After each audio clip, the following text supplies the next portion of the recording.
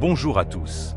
Avant de commencer, n'oubliez pas de liker et de vous abonner à la chaîne, et laissez un commentaire pour dire d'où vous venez et à quelle heure vous regardez cette vidéo. Ainsi, YouTube continuera à vous proposer des histoires comme celle-ci. Maintenant, commençons. Un mercredi matin de mars 2024, mon téléphone vibra alors que je versais ma deuxième tasse de café avant de me rendre au cabinet comptable où je travaillais depuis 6 ans. Le nom qui s'affichait sur l'écran faillit me faire lâcher ma tasse. Daniel Voss. Je n'avais plus eu de ses nouvelles depuis l'été suivant notre diplôme universitaire en 2015. Presque 9 ans de silence radio. Nous avions été inséparables pendant nos 4 années à la fac, au point que les gens nous prenaient pour des sœurs. Puis il y avait eu la dispute. Une querelle sordide à propos d'un garçon que je fréquentais à l'époque. Des mots qui avaient coupé trop profond. Et soudain, elle avait disparu de ma vie, comme de la fumée se dissolvant dans l'air. Je restais planté dans ma cuisine, la vapeur du café s'élevant, fixant la notification du message. Ma chatte, Luna, se frottait contre mes chevilles, indifférente à la façon dont mon cœur cognait contre mes côtes. Le message était simple, presque douloureusement. Charlotte.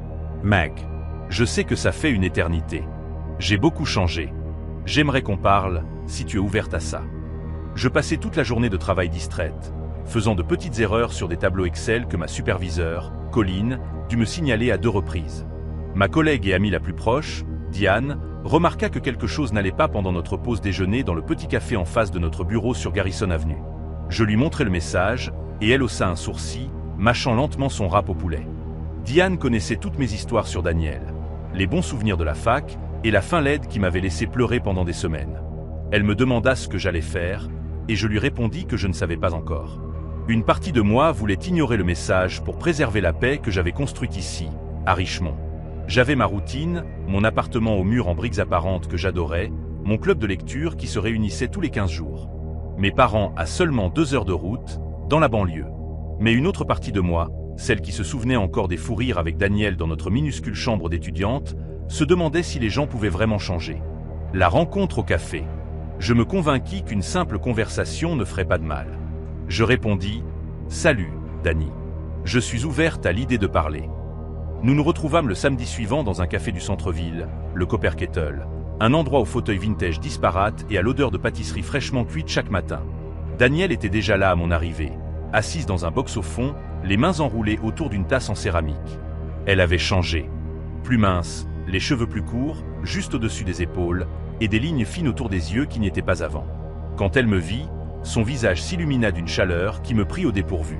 Elle se leva et m'étreignit longuement, comme si elle ne voulait plus me lâcher. Je remarquai qu'elle sentait toujours la lavande, le même parfum qu'auparavant. Nous nous assîmes, et elle se mit immédiatement à parler. Elle me raconta les 9 dernières années par fragments, des fiançailles rompues, un déménagement à Denver qui n'avait pas fonctionné, une thérapie qui l'avait aidé à comprendre pourquoi elle avait été si possessive et jalouse à l'époque. Elle utilisa ces mots exacts, possessive et jalouse, et me regarda droit dans les yeux en les prononçant. J'appréciais son honnêteté plus que je ne l'aurais cru. Elle me dit qu'elle avait pensé à me contacter depuis des années, mais qu'elle avait trop honte, trop peur que je la rejette. La conversation dura 3 heures. À la fin, j'avais l'impression de parler à quelqu'un de familier et de nouveau à la fois. La Danielle que j'avais aimée, mais plus douce, plus consciente d'elle-même. Elle me demanda des nouvelles de ma vie avec une curiosité sincère, voulant tout savoir, mon travail, mon appartement, si je voyais quelqu'un. Je lui parlais de Spencer, que je fréquentais depuis 8 mois. Rien de sérieux encore, mais ça se passait bien. Elle sourit, dit qu'elle était heureuse pour moi, bien que ses yeux se détournèrent une seconde quand je mentionnais son nom. Je n'y prêtais pas attention sur le moment. Nous échangeâmes à nouveau nos numéros, et elle me demanda si nous pouvions refaire ça. Je dis oui. L'emprise. Les semaines suivantes, Daniel devint une présence constante dans ma vie. Nous échangions des messages chaque jour, parfois des dizaines. Elle voulait savoir ce que je faisais, ce que j'avais mangé, comment s'étaient passées mes réunions. Au début, c'était agréable, comme retrouver cette amitié proche, celle où quelqu'un s'intéresse vraiment aux petits détails de ta journée. Elle commença à apparaître à mon appartement avec des petits cadeaux. Une bougie qu'elle pensait que j'aimerais, un livre d'un auteur que nous lisions ensemble, des cookies maison emballés dans du papier sulfurisé. Un soir, elle arriva avec une photo encadrée de notre 2e année, nous deux à une fête d'Halloween déguisés en personnages d'un film qui nous obsédait à l'époque. Je l'accrochai au mur parce que ça semblait impoli de ne pas le faire, et son visage s'illumina quand elle la vit. Elle suggéra que nous passions plus de temps ensemble le week-end. Et quand je mentionnais que j'avais des projets avec Spencer un samedi particulier, son expression changea pendant un instant. Ce fut rapide, un durcissement autour de sa bouche, mais elle se reprit vite et dit bien sûr qu'elle comprenait. Peut-être une autre fois. Cette nuit-là, elle m'envoya 17 messages entre 21h et minuit, juste pour prendre des nouvelles, juste pour discuter, juste pour savoir si je m'amusais. Spencer le remarqua avant moi. Il en parla un dimanche matin alors que nous préparions le petit déjeuner chez lui, en cassant des œufs dans un bol pendant que je coupais du pain pour des toasts. Il dit que Danielle semblait intense, que chaque fois qu'il était mentionné dans la conversation, elle avait une expression particulière. Je lui répondis qu'elle s'adaptait, qu'elle avait traversé des moments difficiles et qu'elle était probablement seule. Il hocha la tête, mais ne sembla pas convaincu. La découverte. Les choses empirèrent. Je commençais à remarquer la voiture de Danielle dans le parking en face de mon bureau, une Nissan argentée avec un impact à l'arrière qu'elle m'avait mentionné des semaines plus tôt. La première fois, je pensais qu'elle rendait visite à quelqu'un à proximité ou faisait des courses dans le quartier. La deuxième fois, un nœud se forma dans mon estomac.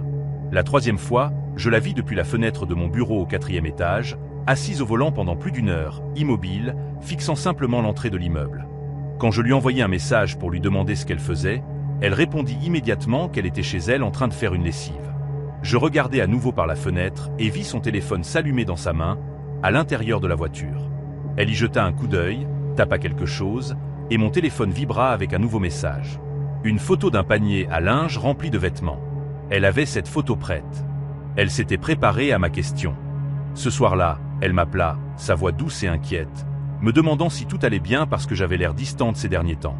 Je lui dis que j'étais simplement stressé par le travail, et elle proposa de venir me tenir compagnie. Je refusai, disant que j'avais besoin de temps seul. Il y eut un long silence avant qu'elle ne dise qu'elle comprenait, mais son ton était devenu plat et froid. Elle raccrocha sans dire au revoir. La rapture. Spencer et moi eûmes une dispute ce week-end-là, notre première vraie dispute depuis que nous nous fréquentions.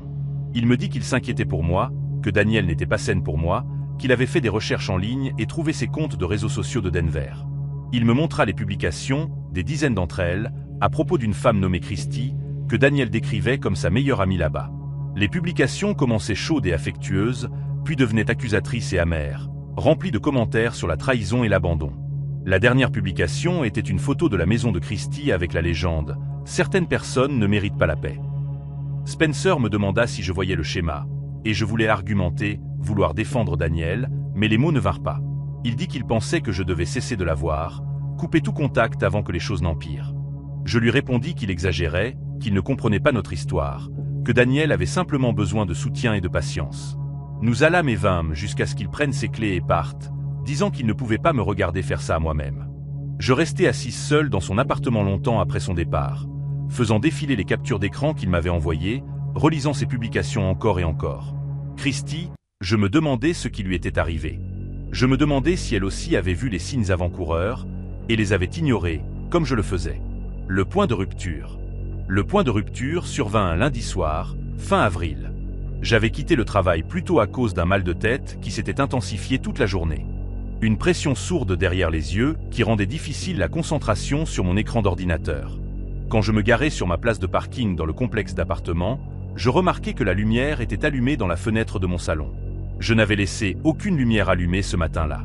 Je restai assise dans ma voiture pendant quelques minutes, mes clés serrées dans mon poing, observant la fenêtre. Une ombre bougea derrière le rideau. Quelqu'un était à l'intérieur. J'appelai d'abord le gérant de l'immeuble, un homme plus âgé nommé Walt, qui vivait dans l'appartement du sous-sol.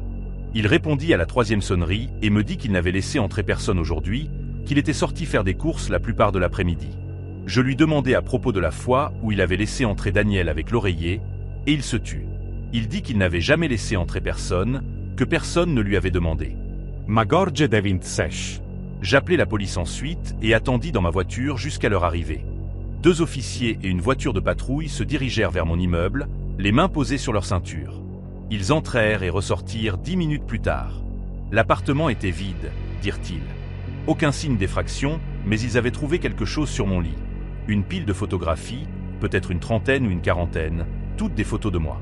Moi marchant vers ma voiture, moi assise à mon bureau à travers la fenêtre du bureau, moi et Spencer dans le restaurant italien que nous aimions sur Franklin Street, moi dormant dans mon propre lit, prise à travers l'écart dans mes rideaux de chambre.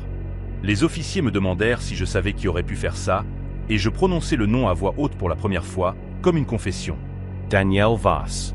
Je déposai plainte ce soir-là et demandai une ordonnance restrictive le lendemain matin. Le processus fut épuisant et intrusif, nécessitant de documenter tout, les messages, les mensonges sur Diane, la voiture dans le parking, les objets déplacés dans mon appartement, chaque petite violation que j'avais ignorée pendant des semaines. Danielle ne rendit pas les choses faciles. Elle se présenta à mon bureau 2 jours plus tard, pleurant dans le hall, disant à Colline que je l'avais abandonnée, qu'elle ne comprenait pas ce qu'elle avait fait de mal. La sécurité l'escorte dehors pendant que je regardais depuis la porte vitrée de la salle de conférence, tout mon corps tremblant. Elle m'envoya des emails depuis de nouveaux comptes après que j'eus bloqué son numéro. De longs messages décousus sur le fait que nous étions destinés à être dans la vie de l'autre, que personne d'autre ne me comprendrait jamais comme elle. L'ordonnance restrictive fut accordée après 3 semaines, et je déménageai dans un nouvel appartement de l'autre côté de la ville, un endroit avec de meilleures serrures et une caméra de sécurité à l'entrée. Spencer et moi nous réconciliâmes. Diane et moi reconstruisîmes lentement notre amitié autour de cafés et d'excuses. Je vérifie toujours les serrures 2 fois avant de me coucher chaque soir. Je cherche toujours les Nissan argentés dans les parkings où que j'aille. Danielle ne me contacta plus jamais après que l'ordonnance lui fut signifiée, mais parfois, je recherche son nom en ligne juste pour voir où elle est maintenant. Le mois dernier, je tombais sur un nouveau profil de réseau social qu'elle avait créé. Sa publication la plus récente était une photo d'une femme que je ne connaissais pas, identifiée comme sa meilleure amie, avec la légende « tellement reconnaissante d'avoir trouvé ma personne ». Je fixai cette photo longtemps, le visage souriant de cette femme, et j'eus envie de la prévenir. J'eus envie de la contacter et de tout lui dire. Mais je ne savais pas comment l'expliquer. Comment faire croire à quelqu'un que la personne debout à côté d'elle, avec ce sourire chaleureux et ses cadeaux attentionnés, était déjà en train de tracer les murs d'une cage. Je fermai le navigateur et essayai d'oublier, mais je n'y arrive jamais vraiment. Quiconque a obtenu son diplôme de Jefferson High en 2011 se souvient probablement de Darren Foley. C'était le gars qui faisait rire tout le monde pendant les assemblées. Celui qui pouvait se sortir de la retenue et se faufiler dans n'importe quelle fête qui valait le coup. Nous avions joué au basket ensemble depuis le collège, partagé nos premières bières derrière le garage de ses parents, et juré que nous serions amis pour la vie, comme seuls les adolescents peuvent le faire. Quand il m'appela de nulle part en mars dernier, disant qu'il avait touché le fond et qu'il avait besoin d'un endroit où crash pendant quelques semaines, je n'hésitais pas. Ma femme Lorraine avait des réserves, mais je lui dis que c'était Darren, mon frère d'une autre mère.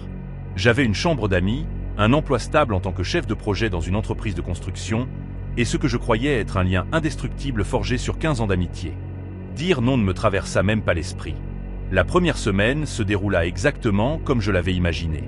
Darren arriva avec un seul sac de voyage et le même sourire en coin dont je me souvenais du lycée. Il fut poli avec Lorraine, aida à faire la vaisselle sans qu'on le lui demande, et passa la plupart de son temps à envoyer des candidatures depuis mon canapé. Nous restâmes éveillés tard quelques soirs, buvant des bières et nous remémorant le bon vieux temps. Tu te souviens quand on s'est infiltré dans la piscine au bord de la rivière après les heures d'ouverture? Tu te souviens quand le coach Patterson nous a chopés en train de sécher l'entraînement? Ça faisait du bien de l'avoir autour, comme de se reconnecter avec une partie de moi-même que j'avais oubliée.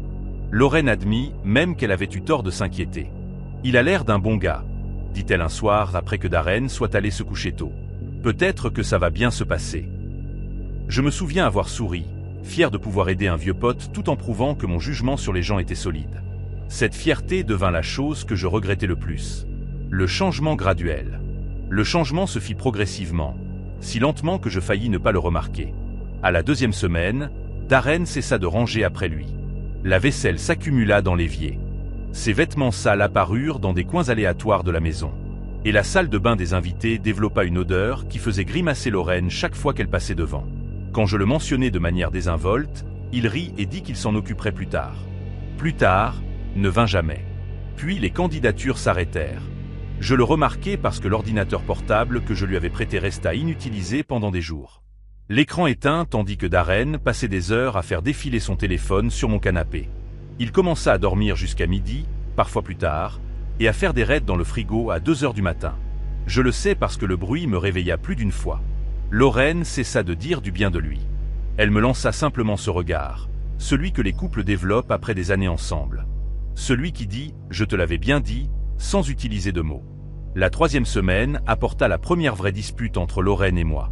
Elle voulait que Darren parte. Je voulais lui donner plus de temps.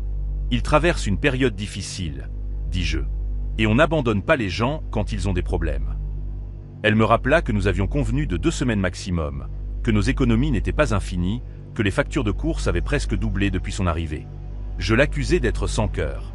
Elle m'accusa d'être aveugle. Cette nuit-là, Darren nous entendit nous disputer à travers les murs. Notre maison n'était pas grande, une modeste maison de 3 chambres dans un quartier calme en périphérie de Nashville. Et le lendemain matin, il s'excusa, les yeux humides. Il promit de faire mieux, de trouver du travail dans la semaine, de respecter notre espace. Je crus chaque mot parce que j'avais besoin d'y croire. Parce qu'admettre que j'avais tort signifiait admettre que le Darren que je connaissais au lycée n'existait plus, et je n'étais pas prêt à faire le deuil de ça. Les promesses tinrent exactement 4 jours.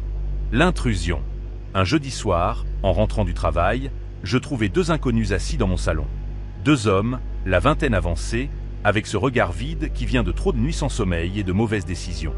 L'un avait un tatouage de serpent se mangeant la queue autour du cou, et l'autre ne cessait de faire trembler le canapé en bougeant son genou de manière compulsive. Darren les présenta comme des potes d'un boulot qu'il avait eu l'année précédente, disant qu'ils traînaient juste un peu. Personne ne me demanda la permission. Personne ne reconnut que c'était ma maison, mon espace, mes meubles sur lesquels ils posaient leurs pieds. Lorraine était encore au travail. Elle avait pris des heures supplémentaires en tant qu'infirmière à l'hôpital du comté, en partie parce que nous avions besoin de l'argent maintenant, et je me souviens avoir été reconnaissant qu'elle ne soit pas là pour voir ça. Je demandai à Darren de me parler en cuisine, et il me suivit avec une expression agacée, comme si j'étais déraisonnable. « Ce sont mes amis, dit-il. Quel est le problème ?» Je lui répondis que le problème était qu'il ne pouvait pas inviter des inconnus chez moi sans demander. Il me fixa longuement, puis haussa les épaules et dit « Bon, d'accord. Ils partiront bientôt. » Ils ne partirent pas bientôt. Ces 2 hommes restèrent jusqu'après minuit. Et quand ils franchirent enfin la porte d'entrée, je remarquai qu'une bouteille de whisky que je gardais dans le placard, un cadeau de mon beau-père, un single malt de 20 ans que je réservais pour une occasion spéciale, avait été vidé et laissé sur la table basse. Je n'en parlais pas à Darren ce soir-là parce que j'étais trop fatigué pour me battre, mais quelque chose avait changé dans l'air de ma propre maison, une tension qui n'y était pas avant. Je commençai à verrouiller la porte de ma chambre la nuit, une chose que je n'avais jamais faite en 6 ans de vie ici. Lorraine le remarqua et me demanda pourquoi. Je mentis et dis que j'avais lu un article sur la sécurité à la maison, que c'était juste une précaution. Elle savait que je mentais. Je le vis dans la façon dont elle me regardait, dans la manière dont sa mâchoire se crispait quand Darren entrait dans la pièce le lendemain matin. Nous retenions tous les 2 notre souffle maintenant, attendant quelque chose que nous ne pouvions pas nommer. Et les murs de notre petite maison semblaient se rétrécir un peu plus chaque jour. La traîne. Darren commença à tester les limites de manière délibérée. Il entrait dans notre chambre sans frapper, prétendant avoir besoin d'emprunter un chargeur de téléphone ou de poser une question rapide.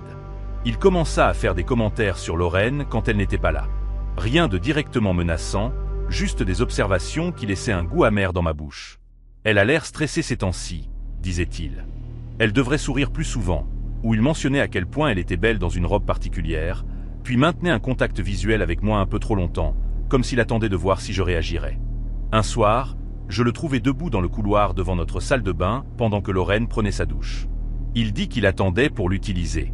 Mais la salle de bain des invités était vide, et il le savait. Quand je l'affrontai, il rit et me traita de paranoïaque. « Tu deviens fou, mec, dit-il. Je te connais depuis qu'on a 12 ans. Tu crois que je ferais quelque chose à ta femme ?» Il me fit sentir comme si j'étais le problème, comme si mes instincts me trahissaient. C'est ce que font les gens comme Darren. Ils déforment la réalité jusqu'à ce que tu ne puisses plus faire confiance à ta propre perception. Lorraine me donna un ultimatum un dimanche matin, début avril. « Soit il part, soit je pars, » dit-elle. Et je vis qu'elle avait pleuré avant que je me réveille. Elle me dit des choses que je n'avais pas remarquées ou que j'avais choisi d'ignorer. Comment Darren lui avait fait des commentaires directement quand je n'étais pas là. Comment il s'était tenu trop près d'elle dans la cuisine une fois, bloquant son passage vers la porte et ne bougeant que quand elle avait élevé la voix. Comment elle ne se sentait plus en sécurité dans sa propre maison. Je voulais me défendre, dire que je ne savais pas. Mais la vérité était plus laide que ça. J'avais soupçonné que quelque chose n'allait pas et n'avais rien fait, parce que l'affronter signifiait affronter mon propre échec. Cet après-midi-là, Lorraine fit une valise et partit chez sa sœur à Memphis. Elle dit qu'elle reviendrait quand Darren serait parti, pas avant. Je restai dans l'allée et regardai sa voiture disparaître au coin de la rue, et le silence qu'elle laissa derrière elle fut la chose la plus bruyante que j'ai jamais entendue. Je rentrai avec l'intention ferme de dire à Darren de partir. Les mots étaient répétés dans ma tête, fermes et définitifs. Ça ne marche pas. Tu dois trouver un autre endroit où rester. Je suis désolé, Mais tu dois partir aujourd'hui. » Mais quand j'entrai dans le salon, il n'était pas seul. Les 2 hommes de la dernière fois étaient de retour. Plus une femme que je n'avais jamais vue, mince, avec des cernes sous les yeux et des ongles rongés jusqu'à la peau rose. Ils buvaient ma bière, regardaient ma télévision. Et Darren était assis au milieu d'eux comme un roi sur un trône emprunté. Il leva les yeux vers moi et sourit. Pas le sourire en coin du lycée, mais quelque chose de plus dur. Quelque chose qui n'avait aucune chaleur derrière. « J'ai appris que Lorraine est partie, » dit-il. « C'est dommage. Elle avait l'air sympa. » La façon dont il le dit me retourna l'estomac. Je lui dis que nous devions parler en privé, et il agita la main avec désinvolture. « Peu importe ce que tu as à dire, tu peux le dire devant mes amis. Ils font pratiquement partie de la famille à ce stade. » La femme rit, un son aigu qui rebondit sur les murs. Je le dis quand même, là, devant eux tous. Je dis à Darren qu'il devait partir, que je voulais que tout le monde quitte ma maison avant la fin de la journée. Pendant un moment, personne ne bougea. Puis Darren se leva lentement, et je remarquai pour la première fois à quel point il avait pris de la masse depuis le lycée. Pas gras, mais épais, solide d'une manière qui me fit prendre conscience de ma propre carrure moyenne. Il s'avança vers moi jusqu'à ce que nous soyons assez proches pour que je puisse sentir la cigarette sur son haleine. Une habitude qu'il devait avoir prise récemment, car il ne fumait pas quand nous étions plus jeunes. « Tu me mets à la porte, » dit-il. « Après tout ce que j'ai fait pour toi. » Il dit ça comme une affirmation plutôt qu'une question. Après avoir tout perdu, après que ma propre famille m'ait tourné le dos, tu étais censé être différent. Il me poussa alors, les 2 mains à plat contre ma poitrine, assez fort pour me faire reculer en trébuchant contre le mur. L'arrière de ma tête heurta le coin d'un cadre, et je sentis une piqûre aiguë suivie de quelque chose de chaud coulant dans mon cou. Les minutes suivantes devinrent un flou de bruit et de mouvements. Un des hommes attrapa mon bras, tandis que l'autre bloquait la porte d'entrée. Darren se tenait devant moi, haletant, son visage rouge d'une colère que je ne comprenais pas et que je n'avais rien fait pour mériter. « Tu crois que tu peux me jeter comme un déchet ?» dit-il. « Après avoir tout perdu, après que ma propre famille m'ait tourné le dos, tu étais censé être différent. » Il me frappa alors. Un coup de poing fermé sur le côté de mon visage qui envoya des étincelles blanches traverser ma vision. Je goûtai le cuivre et sentis une de mes dents bouger d'une manière que les dents ne devraient pas bouger. La femme sur le canapé n'avait pas bougé du tout.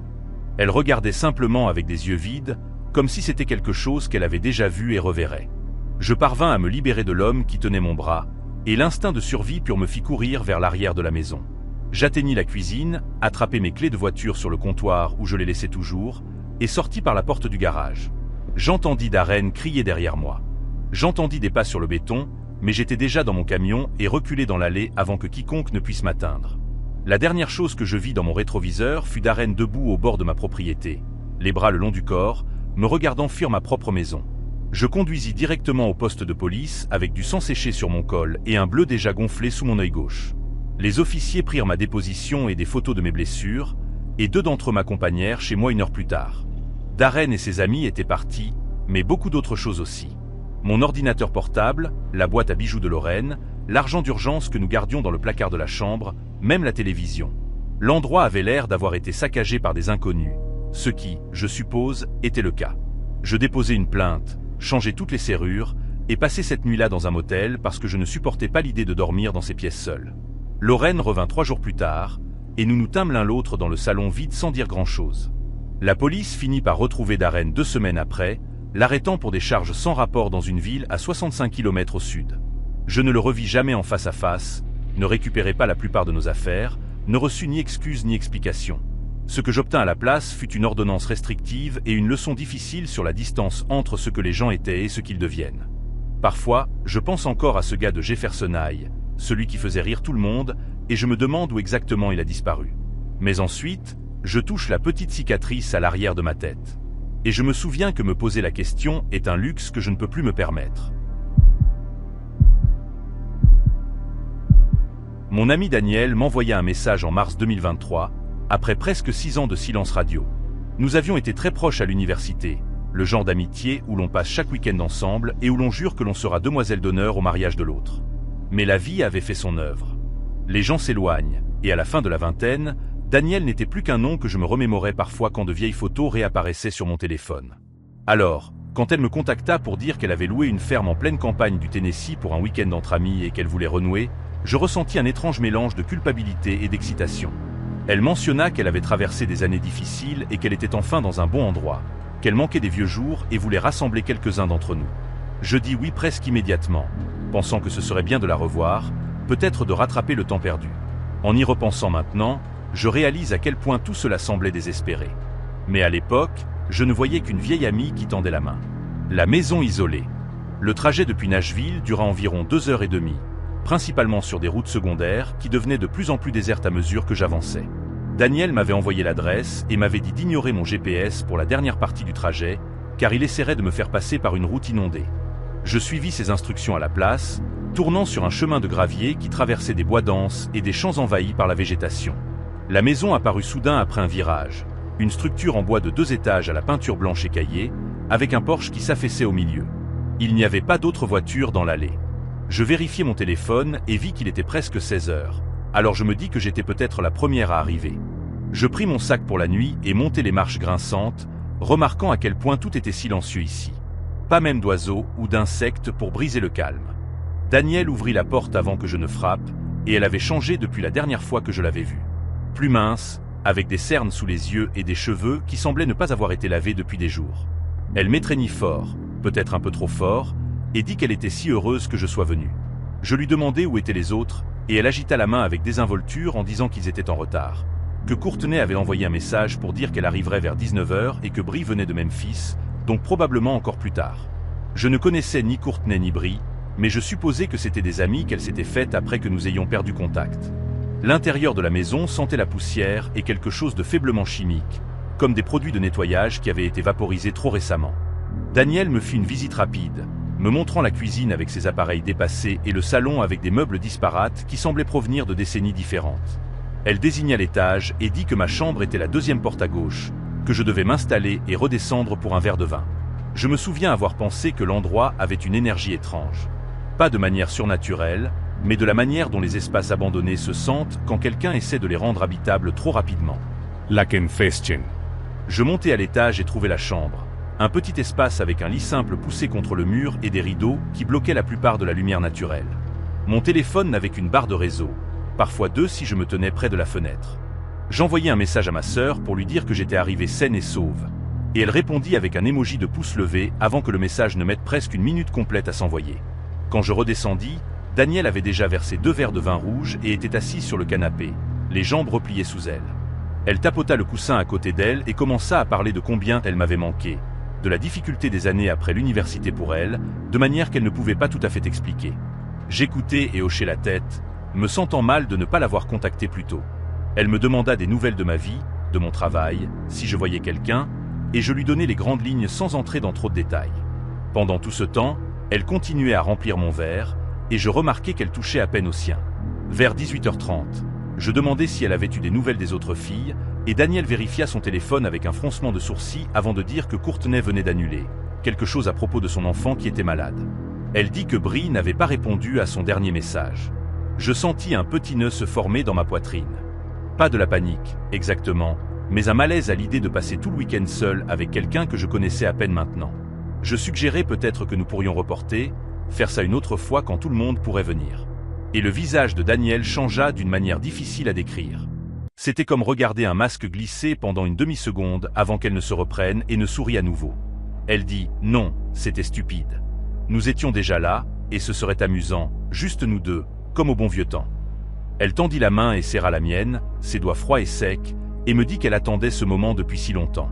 La manière dont elle le dit me fit sentir comme si je lui devais quelque chose, comme si partir serait une trahison.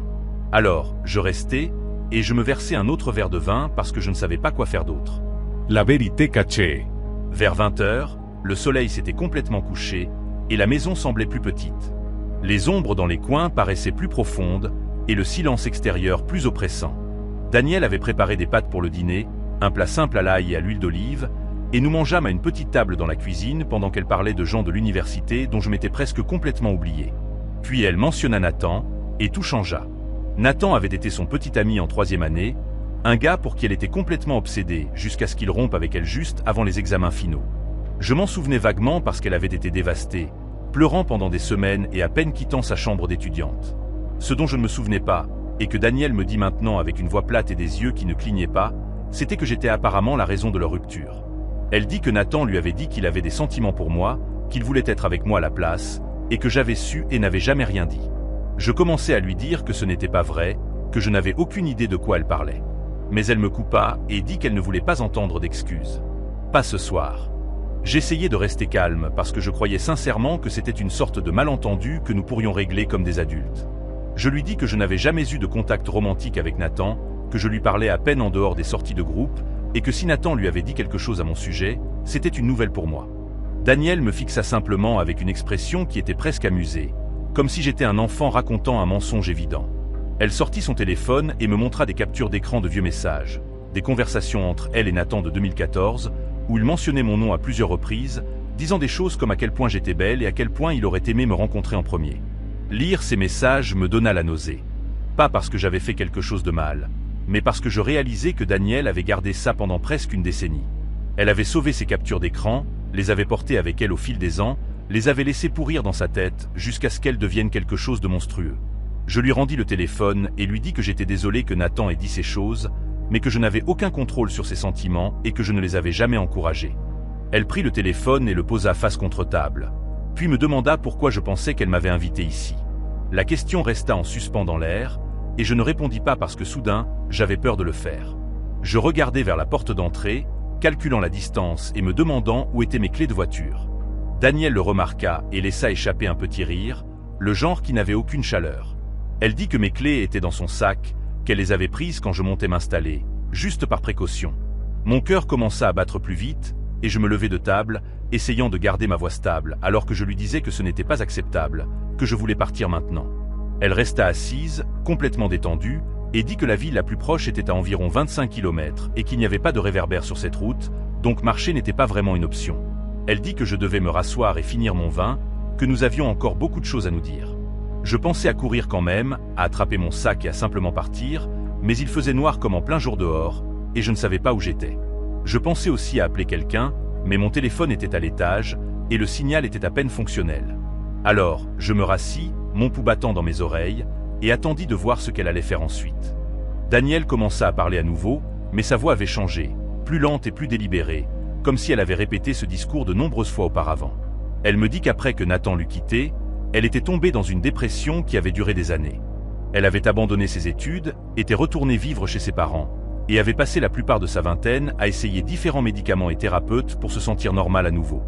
Elle dit qu'elle avait perdu des amis, des emplois, des relations, tout parce qu'elle n'avait jamais pu surmonter ce qui s'était passé.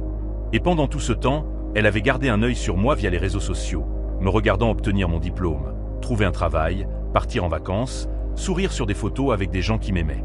Elle dit que c'était comme regarder quelqu'un vivre la vie qui lui avait été volée.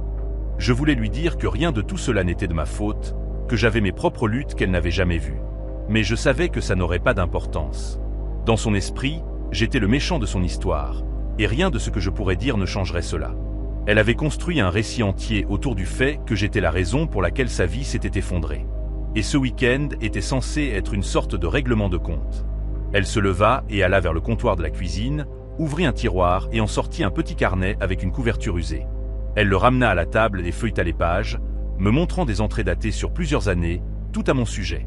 Certaines n'étaient que des observations, des choses que j'avais postées en ligne ou des mises à jour sur ma vie qu'elle avait glanées auprès de connaissances communes. D'autres étaient plus dérangeantes, de longs paragraphes sur la manière dont j'avais ruiné ses chances de bonheur et sur la manière dont elle fantasait de me faire comprendre sa douleur. Il y avait des pages où elle avait écrit mon nom encore et encore, entouré de mots comme menteuse, voleuse et un jour.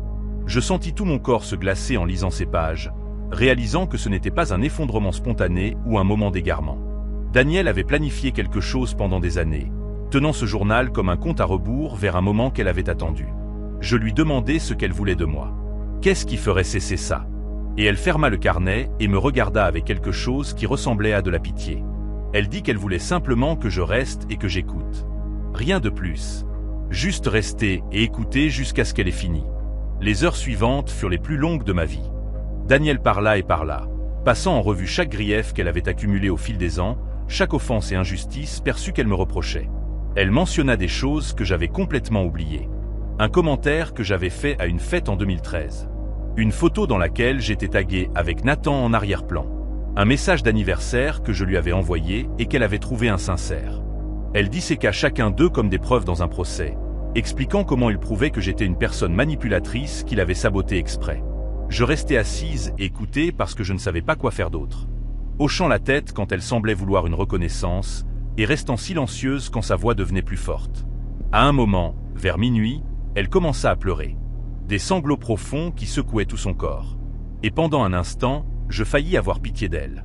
Puis elle s'essuya le visage et me regarda avec des yeux rouges en disant que c'était bien.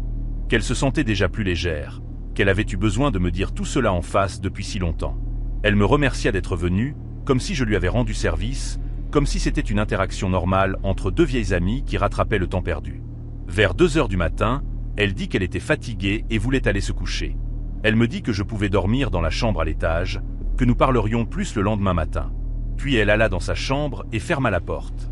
J'entendis un verrou cliqueter de l'intérieur. Je restai assise sur ce canapé pendant peut-être 20 minutes, sans bouger, essayant simplement de traiter ce qui s'était passé. Puis je me dirigeai vers son sac à main aussi silencieusement que possible et trouvai mes clés exactement là où elle avait dit qu'elles seraient. Je pris mon sac à l'étage, en sautant chaque marche qui avait grincé plus tôt, et je sortis par la porte de derrière dans la cuisine parce que j'avais peur que la porte d'entrée fasse trop de bruit. Je courus vers ma voiture dans le noir, montai à l'intérieur, et partis sans allumer mes phares jusqu'à ce que j'atteigne la route principale. Je ne m'arrêtai pas avant d'atteindre une station-service environ 40 minutes plus tard, et c'est là que je me permis enfin de m'effondrer. Je n'ai plus jamais eu de nouvelles de Daniel après cette nuit-là. Je l'ai bloqué partout, changé mon numéro de téléphone, et dit à quelques amis proches ce qui s'était passé au cas où elle essayerait de les contacter. Parfois, je me demande ce qui se serait passé si j'étais resté jusqu'au matin, quelle était la suite de son plan. J'essaie de ne pas trop y penser, mais de temps en temps, je me réveille à 2 heures du matin et me souviens du son de ce verrou qui se fermait, et je ne peux plus me rendormir. Après l'annulation de notre réunion des 10 ans de lycée en 2018, je décidai de contacter certaines personnes avec qui j'avais perdu le contact. Je travaillais comme électricien à Knoxville, dans le Tennessee, vivant dans un petit appartement près de la rivière, passant la plupart de mon temps libre soit à pêcher, soit à jouer seul aux jeux vidéo. Ma classe de finissants s'était dispersée à travers le pays, et les réseaux sociaux rendaient facile de voir qui s'était marié, qui avait des enfants, qui réussissait bien.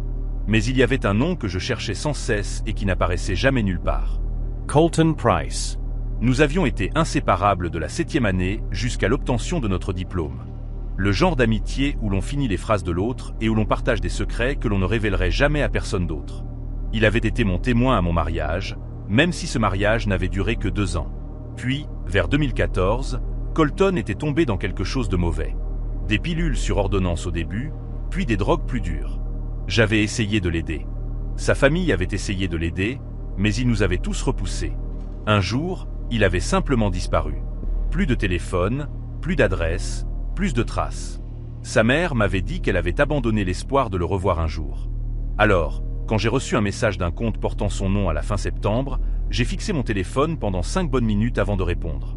La photo de profil était vide, juste une silhouette grise, et le message en lui-même était étrange. « Salut, frère. Je suis de retour. J'aimerais qu'on se voie, si tu es ouvert à ça. Je suis dans un bien meilleur endroit maintenant. » Aucune explication sûre où il avait été pendant 4 ans. Aucune excuse pour sa disparition. Rien sur ce qui s'était passé. Juste ces 3 courtes phrases. J'ai répondu immédiatement, le cœur battant dans ma poitrine, lui demandant si c'était vraiment lui et où il avait été. Sa réponse arriva presque 1 heure plus tard, et elle était tout aussi minimale. « C'est moi. On peut se voir ? J'ai tellement de choses à te partager. » Quelque chose dans la formulation me sembla étrange, comme si c'était écrit par quelqu'un qui avait appris l'anglais comme 2e langue, mais je mis ça sur le compte de ma propre paranoïa. C'était Colton, mon meilleur ami. Bien sûr que je voulais le voir. Nous avons convenu de nous retrouver dans un dîner de Chapman Highway, un endroit où nous allions après les matchs de football au lycée. J'y suis arrivé tôt, j'ai pris un box près de la fenêtre, et j'ai commandé un café que je ne voulais pas vraiment, juste pour avoir quelque chose à faire avec mes mains. La serveuse était une femme plus âgée avec une étiquette de nom disant Doris, et elle continuait à remplir ma tasse sans demander. Ce que j'ai apprécié parce que ça me donnait une excuse pour continuer à regarder la porte. Colton est entré exactement à 19 h, ni 1 minute plus tôt ni plus tard. Ce qui était étrange parce que le Colton que je connaissais n'avait jamais été à l'heure pour quoi que ce soit dans sa vie. Il plaisantait toujours en disant qu'il serait probablement en retard à ses propres funérailles. Mais le voilà, debout dans l'embrasure de la porte, balayant la pièce avec ce mouvement lent et mécanique de la tête, comme une caméra de sécurité scannant un parking. Quand ses yeux m'ont trouvé, il a souri. Mais ce n'était pas le sourire dont je me souvenais. Il était trop large, trop symétrique, comme si quelqu'un lui avait appris à arranger son visage en cette expression et qu'il suivait les instructions à la lettre. Il s'est glissé dans le box en face de moi, et la première chose que j'ai remarquée, c'est à quel point il avait l'air propre. Pas seulement sobre, mais lavé, poli, comme s'il avait été nettoyé sous pression et réassemblé. Ses cheveux étaient coupés courts et nets. Sa peau était claire. Ses vêtements étaient simples mais impeccables. Une chemise blanche boutonnée rentrait dans un pantalon kaki. Il ressemblait à quelqu'un allant à un entretien d'embauche dans une banque. Le Colton que je connaissais portait des t-shirts de groupe avec des trous et avait un tatouage de serpent enroulé autour de son avant-bras qu'il s'était fait à 19 ans. Le tatouage était toujours là. Je pouvais voir la queue qui dépassait dessous sa manche, mais tout le reste chez lui semblait être une personne différente. Il a tendu la main à travers la table et m'a saisi la main, la serrant fort, et a dit « C'est si bon de te voir, frère ». Sa voix était plate, monocorde, comme s'il lisait un script. Je lui ai demandé où il avait été, ce qui s'était passé, s'il allait bien. Il a continué à sourire, ce sourire étrange et large, et a dit « J'ai trouvé quelque chose. Quelque chose qui a sauvé ma vie. Je veux le partager avec toi. » J'ai essayé de lui faire expliquer ce qu'il voulait dire, mais chaque fois que je posais une question directe, il éludait avec ces phrases vagues qui semblaient répéter. Le chemin s'est révélé à moi. J'étais perdu, mais maintenant je suis trouvé. Tout arrive selon le dessein. C'était comme parler à un enregistrement de service client, agréable et vide. Quand j'ai demandé des choses spécifiques, comme où il vivait ou ce qu'il faisait pour travailler, il faisait une pause de exactement 2 secondes avant de répondre. J'ai commencé à compter après un moment parce que c'était si constant. 2 secondes de silence, puis une réponse qui ne correspondait jamais tout à fait à la question. Il a dit qu'il vivait avec sa famille maintenant, mais quand je lui ai demandé s'il parlait de ses parents, il a secoué la tête lentement et a dit « Ma vraie famille. Ceux qui comprennent. » Ses yeux ne quittaient jamais mon visage pendant qu'il parlait, et j'ai réalisé à un moment donné qu'il n'avait pas cligné des yeux une seule fois depuis qu'il s'était assis. Je me suis dit que je l'imaginais, mais j'ai commencé à observer. Et je jure qu'il est resté 15 minutes complètes sans cligner des yeux. Ça faisait pleurer mes propres yeux de le regarder. La partie la plus étrange fut quand Doris est venue prendre notre commande. Colton n'avait pas regardé le menu une seule fois, et quand elle lui a demandé ce qu'il voulait, il l'a simplement fixé pendant un long moment sans répondre. Elle a changé de poids d'un pied à l'autre, clairement mal à l'aise, et a demandé à nouveau s'il avait besoin d'une minute. Il s'est tourné vers moi et a dit « Commande pour moi, frère. Tu sais ce que j'aime. » Mais je ne savais plus ce qu'il aimait. Le Colton que je connaissais aurait commandé un cheeseburger au bacon avec des cornichons supplémentaires et un milkshake au chocolat. La même chose à chaque fois.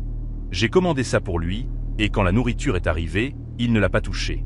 Il est simplement resté assis là, les mains jointes sur la table, me regardant manger mon propre repas avec ce regard fixe et sans cligner des yeux. Je lui ai demandé si quelque chose n'allait pas avec la nourriture, et il a dit « Je n'ai pas besoin de manger maintenant. Je suis soutenu. » J'ai ri parce que je pensais qu'il plaisantait, qu'il se moquait d'une tendance santé ou d'un régime à la mode, mais son expression n'a pas changé du tout. Il était complètement sérieux. J'ai poussé mon assiette, mon appétit soudainement disparu, et je lui ai demandé directement ce qui se passait.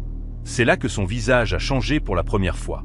Le sourire a disparu, et quelque chose de plus dur a pris sa place. Une tension autour de sa mâchoire que je reconnaissais d'il y a des années, des rares fois où je l'avais vu vraiment en colère. Il s'est penché en avant à travers la table, et sa voix est tombée à presque un murmure. « Tu poses les mauvaises questions. Tu regardes la surface alors que tu devrais regarder en dessous. » Je lui ai dit que je ne comprenais pas ce qu'il voulait dire, et il m'a saisi le poignet assez fort pour que je sente les os se frotter les uns contre les autres. Sa prise était incroyablement forte, bien plus que dans mon souvenir, et ses doigts étaient froids, même si le dîner était chaud. Ils m'ont dit que tu résisterais au début. Ils ont dit que tu n'étais pas prêt. Mais je te connais, frère. Je connais le vide que tu portes. Je connais le trou en toi que rien ne peut combler. Nous pouvons le combler. Nous pouvons te rendre entier. J'ai tiré mon bras en arrière, et il a lâché prise, mais il a continué à me fixer avec cette intensité qui me donnait envie de détourner le regard. Je lui ai demandé qui était-il. Il a souri à nouveau, mais cette fois, c'était différent, plus petit, presque secret. « Bientôt », a-t-il dit. « Quand tu seras prêt, je t'emmènerai les rencontrer. » J'aurais dû m'éloigner tout de suite. J'aurais dû jeter quelques billets sur la table, lui dire d'aller se faire aider, et ne jamais regarder en arrière. Mais c'était Colton, mon meilleur ami depuis que nous avions 12 ans. Le gars qui m'avait tenu la main aux funérailles de mon père quand j'avais 17 ans, qui m'avait laissé dormir sur son canapé pendant 3 semaines après mon divorce, qui connaissait des choses sur moi que je n'avais jamais dites à une autre âme vivante. Je ne pouvais pas simplement l'abandonner. Pas quand il était clairement mêlé à quelque chose de mauvais. Alors, j'ai accepté de le revoir, pensant que peut-être je pourrais comprendre ce qui se passait. Peut-être que je pourrais l'aider, comme j'avais échoué à l'aider quand les drogues l'avaient emporté. Nous avons fixé un rendez-vous pour le samedi suivant, même endroit, et il s'est levé du box sans un mot de plus. Il est sorti du dîner, et je l'ai regardé à travers la fenêtre, m'attendant à ce qu'il monte dans une voiture ou marche vers l'arrêt de bus. Au lieu de cela, il est simplement resté debout sur le trottoir, parfaitement immobile, tourné dans l'autre sens. Une camionnette blanche s'est arrêtée environ 1 minute plus tard, sans marque, sans fenêtre à l'arrière. La porte latérale a glissé, et Colton est monté sans hésitation, comme s'il l'avait fait 1000 fois auparavant. La camionnette est partie, et je suis resté assis dans ce box pendant une autre heure, essayant de me convaincre que ce que je venais de voir était normal. La rencontre avec le guide. La semaine entre nos rencontres fut l'une des plus longues de ma vie. Je ne pouvais pas arrêter de penser à Colton, à sa façon de parler, à ses mouvements, au vide derrière ses yeux. J'ai commencé à faire des recherches en ligne, tapant des choses comme « Ami rejoint une secte » et « Signe de lavage de cerveau » dans les moteurs de recherche à 2 heures du matin quand je ne pouvais pas dormir. Les articles que j'ai trouvés décrivaient exactement ce que j'avais vu. Les phrases répétées, l'aplatissement émotionnel, la mentalité « nous contre eux », la mystérieuse famille qui remplaçait toutes les relations précédentes. Certains de ces groupes ciblaient spécifiquement les toxicomanes, des personnes déjà brisées et désespérées, des gens qui feraient n'importe quoi pour échapper à la douleur qu'ils ressentaient. Ils offraient de la structure, un but, un sentiment d'appartenance. Ils offraient de combler le vide. Et une fois qu'ils vous avaient, ils ne vous lâchaient plus. J'ai pensé à appeler sa mère, à la prévenir qu'il était de retour, mais que quelque chose n'allait vraiment pas. Mais je ne savais même pas quoi dire. Votre fils est vivant, mais il parle comme un robot et a été récupéré par une camionnette sans fenêtre. Elle aurait pensé que j'étais fou. Peut-être que j'étais fou. Peut-être que Colton avait simplement trouvé la religion ou s'était vraiment mis à la méditation, et que j'en faisais quelque chose de sinistre parce que je me sentais coupable de ne pas l'avoir sauvé des drogues. Le samedi arriva, et je conduisis jusqu'au dîner, l'estomac noué pendant tout le trajet. Colton était déjà là à mon arrivée, assis dans le même box, portant exactement les mêmes vêtements que la dernière fois, la chemise blanche boutonnée et le pantalon kaki. Je me suis demandé s'il possédait autre chose, ou si c'était une sorte d'uniforme. Il sourit quand il me vit, ce sourire mécanique et large, et me fit signe de m'asseoir. Cette fois, il avait apporté quelque chose avec lui, un petit livre relié en cuir qu'il posa sur la table entre nous. La couverture était vierge, sans titre ni auteur, juste du cuir brun usé qui semblait avoir été manipulé par de nombreuses mains au fil des années. Il le poussa vers moi et dit « Cela t'aidera à comprendre ». C'est ainsi que tout a commencé pour moi. Je le pris et feuilletai les pages. Le texte à l'intérieur était manuscrit, des paragraphes denses en minuscules caractères soignés, mais les mots n'avaient pas de sens. C'étaient des mots anglais arrangés en motifs qui formaient presque des phrases, mais qui glissaient hors de toute signification, comme essayer de lire dans un rêve. Il y avait aussi des diagrammes. Des cercles dans des cercles, des flèches pointant vers l'intérieur, des bonhommes allumettes disposés en formation géométrique. Je demandai à Colton ce que cela était censé représenter. Il tendit la main à travers la table et ferma le livre doucement, sa main reposant sur la mienne. « Tu n'es pas encore prêt à le lire. Tu dois d'abord l'entendre. Tu dois d'abord l'entendre parler. » Je demandai qui était « il », et les yeux de Colton s'illuminèrent d'une manière que je n'avais pas vue depuis que nous étions adolescents. Une étincelle soudaine d'émotion authentique perçant à travers la platitude. « Le guide », dit-il, et la manière dont il prononça ces 2 mots les fit sonner comme s'ils étaient en majuscules. Sakers. Il m'a trouvé quand je mourais. Je vivais sous un pont à Nashville, m'injectant tout ce que je pouvais me procurer, attendant que mon cœur finisse par lâcher. Et il est venu à moi. Il s'est assis avec moi dans la saleté et la crasse. Et il m'a dit que ma souffrance avait un but, que j'avais été brisé pour être reconstruit, que tout ce que j'avais perdu n'était que préparation pour ce que je gagnerais. La voix de Colton avait changé pendant qu'il parlait, devenant plus animée, plus comme la personne dont je me souvenais. Mais il y avait quelque chose en dessous qui me faisait peur. Une ferveur qui me rappelait les vieux prédicateurs de rue qui se tenaient sur les coins du centre-ville, hurlant sur la fin du monde. Je demandai ce que ce guide voulait de lui. Colton inclina légèrement la tête comme un chien entendant un son étrange. Il ne veut rien de moi. Il donne. Il ne fait que donner. Il m'a donné la clarté, le but, la famille, et maintenant il veut que je te donne ces choses. Il plongea la main dans sa poche et en sortit un morceau de papier plié. Il y a un rassemblement demain soir. Viens avec moi. Écoute simplement. Si tu ne ressens rien, je ne te le redemanderai jamais. Je pris le papier sans réfléchir, Un réflexe automatique après des années à accepter les choses que Colton me tendait. C'était une adresse écrite à la main dans la même écriture soignée que le livre, quelque part dans le comté de Sevier, près des contreforts des Smokies. Sous l'adresse, il y avait 1 heure, 21 heures, et en dessous, une seule phrase. Viens avec un récipient vide et repars avec un but. Je levai les yeux vers Colton et vis quelque chose que je n'avais pas remarqué avant. Une petite cicatrice sur le côté de son cou, juste sous son oreille. Elle était pâle et parfaitement circulaire, de la taille d'une brûlure de cigarette. Et quand je regardais de plus près, je vis qu'elle n'était pas seule. Il y en avait d'autres, une ligne de cercles identiques disparaissant sous son col, régulièrement espacés comme des boutons. Je lui demandai ce qui était arrivé à son cou, et l'étincelle dans ses yeux disparut instantanément, remplacée par ce regard plat et vide. Preuve d'engagement, dit-il. Preuve que le corps n'est qu'un récipient. Il se leva du box, glissant le livre en cuir dans sa veste. Demain soir, je t'attendrai dehors à 21 heures. Ne sois pas en retard, frère. Il sortit du dîner, et je le regardai monter dans la même camionnette blanche qui avait stationné dans le parking pendant tout le temps où nous avions parlé. Le moteur tournait, quelqu'un derrière le pare-brise teinté que je ne pouvais pas voir. Je ne suis pas allé au rassemblement. Je suis resté dans mon appartement ce dimanche soir avec toutes les lumières allumées, fixant le morceau de papier plié sur ma table de cuisine, regardant l'horloge passer 21 heures. Une partie de moi voulait y aller, voulait comprendre ce qui était arrivé à mon ami, voulait croire que peut-être je pourrais le sortir de tout ça. Mais une plus grande partie de moi savait que c'était exactement ce qu'ils attendaient. C'était comme ça que ça marchait. Ils envoient quelqu'un que tu aimes, quelqu'un en qui tu as confiance, quelqu'un que tu suivrais n'importe où, et ils utilisent cette connexion pour t'attirer. J'ai pensé à Colton, assis dans ce parking, m'attendant dans la camionnette, scrutant la route à la recherche de mes phares.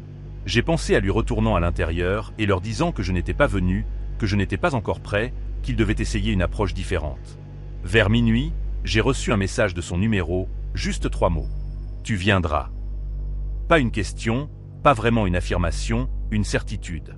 J'ai bloqué le numéro et suis resté assis dans le noir pendant longtemps, pensant à toutes les façons dont je l'avais déçu au fil des ans. À tous les moments où j'aurais pu faire quelque chose différemment. À tous les choix qui nous avaient menés, lui et moi, à ce point. Le lendemain matin, j'ai appelé sa mère. Je lui ai tout dit. Les rencontres, la camionnette, les cicatrices, le livre, le rassemblement auquel je n'étais pas allé. Elle est restée silencieuse pendant longtemps après que j'ai fini. Et quand elle a finalement parlé, sa voix était épaisse de larmes. Elle a dit qu'elle avait reçu une lettre de Colton environ 1 mois avant qu'il ne me contacte, écrite à la main, lui disant qu'il était vivant et bien, et qu'il avait trouvé sa vraie famille. Elle a dit que l'écriture était la sienne, mais que les mots ne l'étaient pas, comme si quelqu'un lui avait dicté exactement quoi dire. Elle avait engagé un détective privé, dépensé des milliers de dollars qu'elle n'avait pas, mais il n'avait rien trouvé. Pas d'adresse, pas de dossier d'emploi, pas de trace de l'endroit où il vivait ou avec qui. Le détective lui avait dit que des groupes comme celui-ci étaient prudents, qu'ils se déplaçaient, qu'ils gardaient leurs membres isolés et dépendants. Il lui avait dit que la meilleure chose qu'elle pouvait faire était d'attendre et d'espérer qu'un jour, Colton trouverait son chemin de retour tout seul. Je lui ai donné l'adresse du morceau de papier, même si je savais que c'était probablement inutile. Probablement juste un emplacement temporaire qu'ils avaient déjà abandonné. Elle m'a remercié et a raccroché, et je n'ai plus jamais eu de ses nouvelles. Cela fait 6 ans depuis ces rencontres au dîner. J'ai déménagé dans une autre ville, changé de numéro de téléphone, supprimé tous mes comptes de réseaux sociaux. Pas parce que j'avais peur que Colton me trouve, bien que peut-être un peu, mais parce que je ne supportais pas l'idée de recevoir un autre message comme ce premier, une autre photo de profil en silhouette grise me demandant de rattraper le temps perdu. Je pense à lui parfois, surtout tard le soir quand le sommeil ne vient pas. Je me demande s'il est encore quelque part, portant toujours cette chemise blanche boutonnée, attendant toujours dans des parkings des gens qu'il aimait autrefois.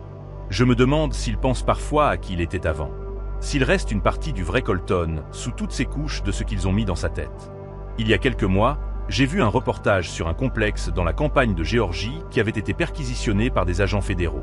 Une sorte d'opération de trafic de main-d'œuvre déguisée en communauté religieuse. Les images montraient des gens en chemise blanche identique menottés, leurs visages vides et confus, comme s'ils venaient de se réveiller d'un long sommeil sans rêve. J'ai mis la vidéo en pause et étudié chaque visage, cherchant celui que je reconnaîtrais. Colton n'y était pas. Une partie de moi fut soulagée.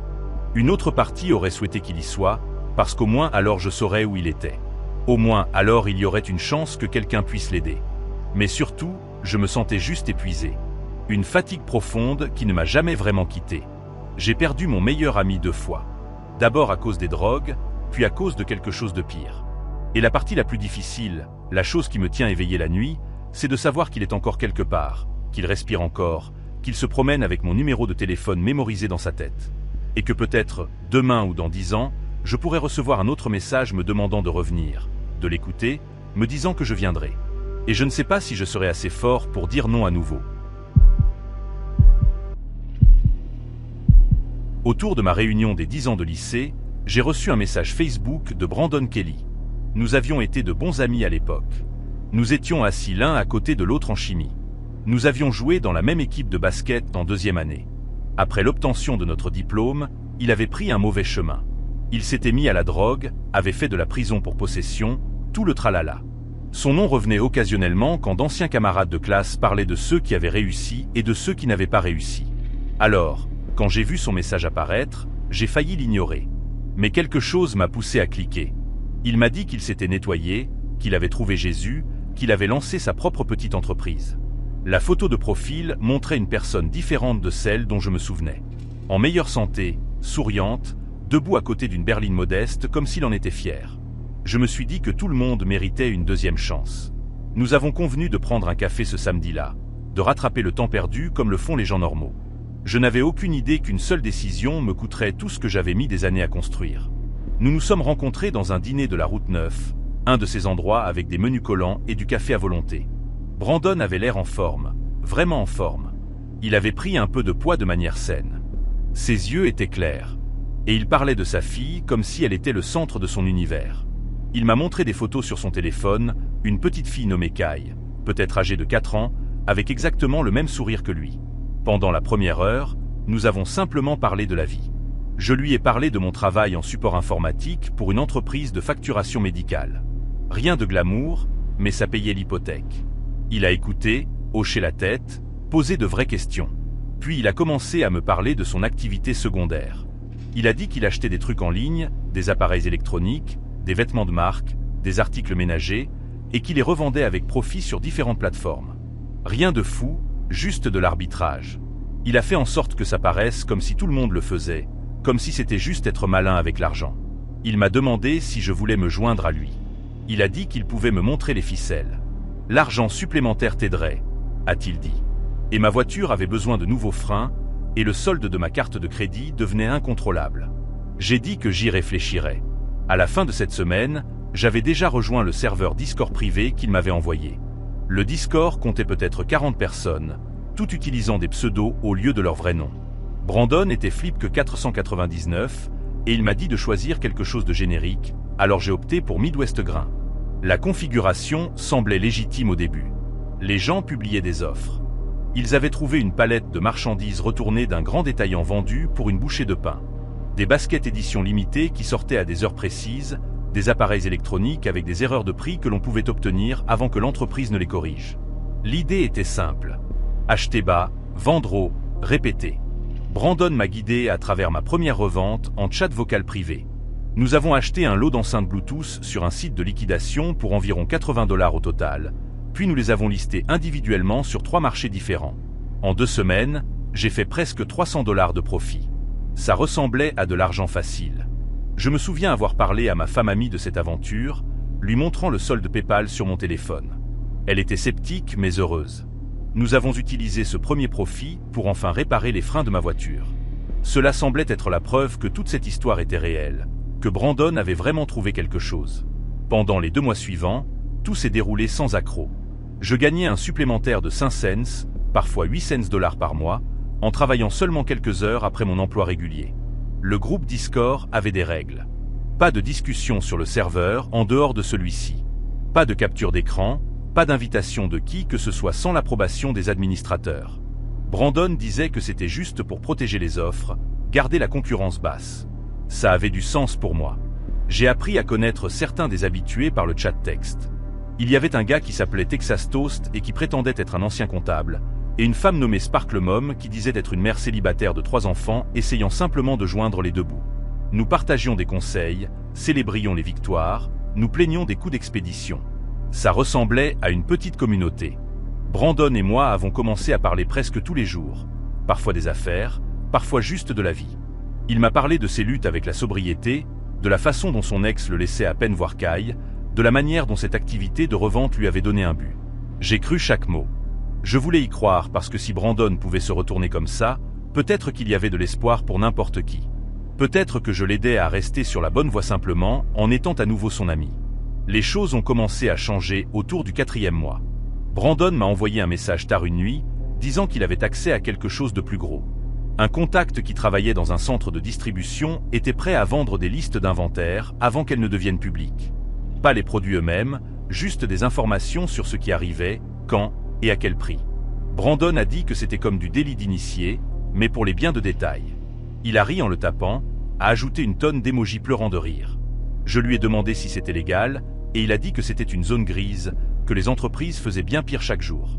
La première fois que nous avons utilisé la liste, nous avons fait plus de 2000 $ en un seul week-end. J'ai déposé l'argent sur un compte courant séparé que j'avais ouvert juste pour l'activité secondaire. Ami a remarqué que je passais plus de temps sur mon ordinateur portable le soir, mais je lui ai dit que le travail était chargé. C'était mon premier vrai mensonge à son sujet. Ça m'est resté dans l'estomac comme une pierre. Mais ensuite j'ai regardé le solde du compte et je me suis convaincu que ça en valait la peine. Nous économisions pour une maison. Ça allait nous y amener plus vite. Les zones grises sont devenues de plus en plus sombres. Au 6e mois, Brandon m'a présenté une méthode qu'il appelait le return cycling. Le concept était simple mais laid. Tu achètes un article cher avec une carte de crédit, tu l'échanges avec une contrefaçon moins chère ou une unité défectueuse, puis tu retournes le faux comme s'il s'agissait de l'original. Et tu récupères ton argent tout en gardant le vrai produit à vendre. Brandon m'a assuré que les grandes surfaces considéraient ce genre de perte comme un simple rétrécissement routinier, que personne n'était blessé parce qu'elles étaient assurées contre ça. J'ai dit que je n'étais pas à l'aise de faire ça moi-même. Il a dit « D'accord, pas de pression », mais qu'il avait besoin de quelqu'un pour l'aider à lister les articles en ligne parce qu'il était débordé. Alors, je suis devenu son vendeur. Je recevais des colis chez moi, je photographiais les produits, je rédigeais les descriptions, je gérais l'expédition. Je me disais que je faisais juste de la logistique. Je n'étais pas celui qui commettait la fraude. Mais au fond de moi, je savais que c'était aussi un mensonge. Chaque fois que j'imprimais une étiquette d'expédition, je sentais une tension dans ma poitrine qui ne disparaissait pas. J'ai commencé à avoir des problèmes de sommeil. Ami m'a demandé si quelque chose n'allait pas, et je lui ai répondu sèchement, lui disant d'arrêter de poser des questions. C'était le moment où j'aurais dû m'éloigner. Je pense encore à ça presque tous les jours. Autour du 8e mois, le serveur Discord a commencé à devenir paranoïaque. Un des habitués, un gars qui se faisait appeler Ohio Hustle, a cessé de publier du jour au lendemain. Quelques jours plus tard, quelqu'un a dit qu'il avait entendu dire qu'il avait reçu la visite d'inspecteurs postaux qui posaient des questions sur des colis.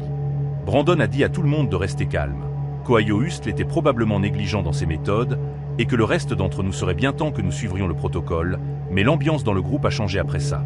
Les gens ont commencé à supprimer les anciens messages, à changer leur pseudo, à parler de VPN et d'applications cryptées.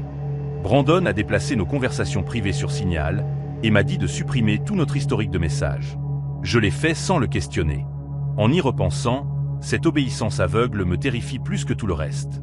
J'étais devenu si profondément impliqué dans cette affaire que je faisais simplement tout ce qu'il disait.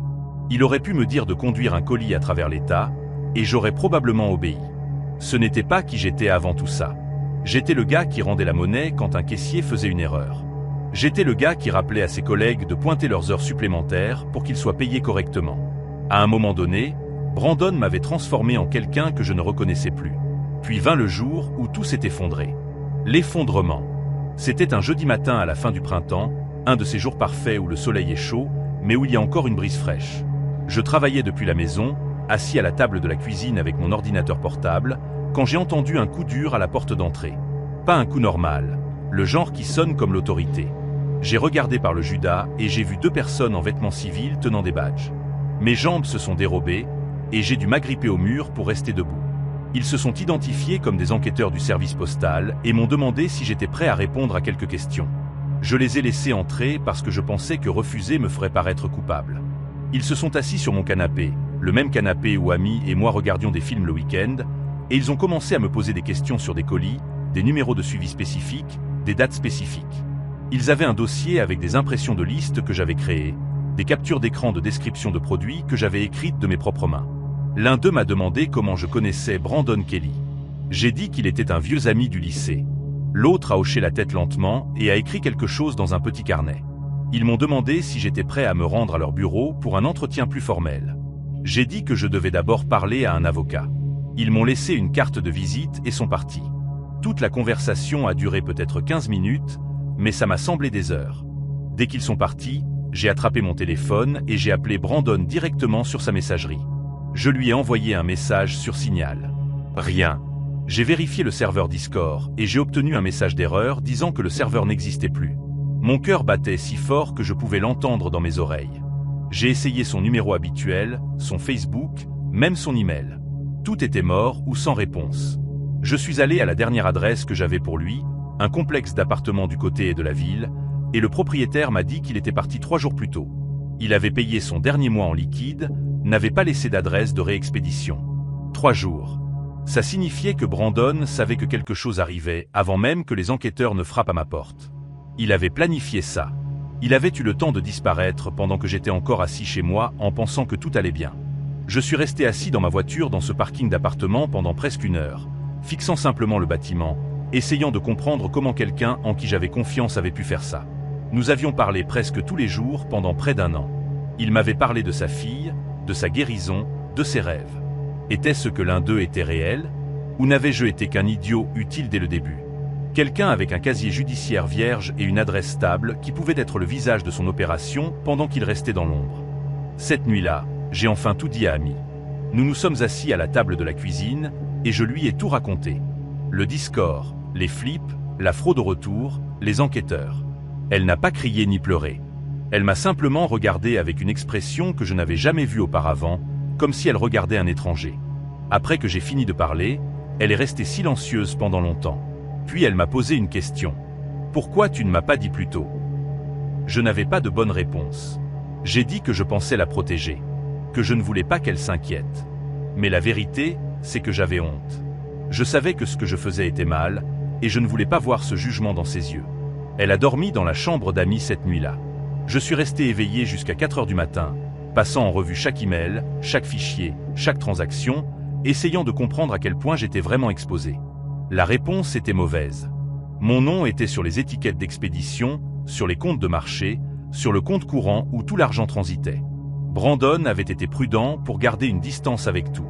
Les colis arrivaient chez moi. Les comptes étaient enregistrés avec mes informations. Si quelqu'un devait prendre le blâme pour ça, ce serait moi. J'ai engagé un avocat le lendemain, une femme nommée Christine, spécialisée dans les affaires fédérales. Elle n'était pas bon marché, mais elle était directe, ce que j'ai apprécié. Après avoir examiné tout ce que j'avais, elle m'a dit que la situation était sérieuse, mais pas désespérée. Les enquêteurs construisaient un dossier contre un réseau, pas seulement contre moi. Si je coopérais pleinement et pouvais démontrer que Brandon était celui qui dirigeait l'opération, il y avait une chance que je puisse éviter les pires conséquences. Elle a utilisé des mots comme « complice » et « conspiration » et « négociation de plaidoyer ». Et chacun d'eux m'a frappé comme un coup de poing dans le ventre. J'ai passé les 3 mois suivants dans un état constant d'anxiété. Chaque fois que le téléphone sonnait, je pensais que c'était les enquêteurs qui m'appelaient pour m'arrêter. Chaque fois qu'une voiture ralentissait près de ma maison, je pensais qu'ils venaient me chercher. J'ai perdu 7 kilogrammes parce que je pouvais à peine manger. Amy et moi avons commencé une thérapie de couple, mais quelque chose entre nous s'était brisé. Elle me regardait différemment maintenant, comme si elle attendait toujours le prochain mensonge. Je ne lui en veux pas. J'étais devenu quelqu'un qui pouvait la regarder dans les yeux et cacher une vie secrète entière. L'homme qu'elle avait épousé n'aurait jamais fait ça, mais moi, si. Et aucune quantité d'excuses ne pouvait effacer ça. Cela fait presque 2 ans depuis ce jeudi matin où les enquêteurs ont frappé à ma porte. J'ai fini par accepter un accord. Probation, une amende, service communautaire et un casier judiciaire qui me suivra pour le reste de ma vie. J'ai perdu mon emploi quand la vérification de mes antécédents a révélé mon cas lors d'un audit de routine. Amy et moi sommes toujours ensemble, mais nous ne sommes plus les mêmes. Certains jours sont meilleurs que d'autres. Brandon n'a jamais été retrouvé.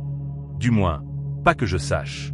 Christine m'a dit que les enquêteurs croyaient qu'il avait fait ça avant dans d'autres États en utilisant d'autres personnes comme moi. Un schéma consistant à trouver quelqu'un de vulnérable, à établir une relation de confiance, puis à disparaître quand la pression montait. Je pense à lui parfois, me demandant où il est, s'il fait tourner le même stratagème sur une autre personne désespérée en ce moment. Mais surtout, je pense à moi-même, à la facilité avec laquelle je l'ai laissé faire. Je voulais croire que les gens pouvaient changer. Je voulais croire que l'argent supplémentaire résoudrait mes problèmes. Je voulais croire que j'aidais simplement un ami. Et ce désir, ce besoin désespéré de croire en quelque chose de bien, c'est exactement ce qu'il a utilisé contre moi. La confiance est censée être un cadeau que l'on offre aux personnes qui la méritent. J'ai appris à mes dépens que certaines personnes ne la voient que comme une porte que l'on laisse déverrouiller.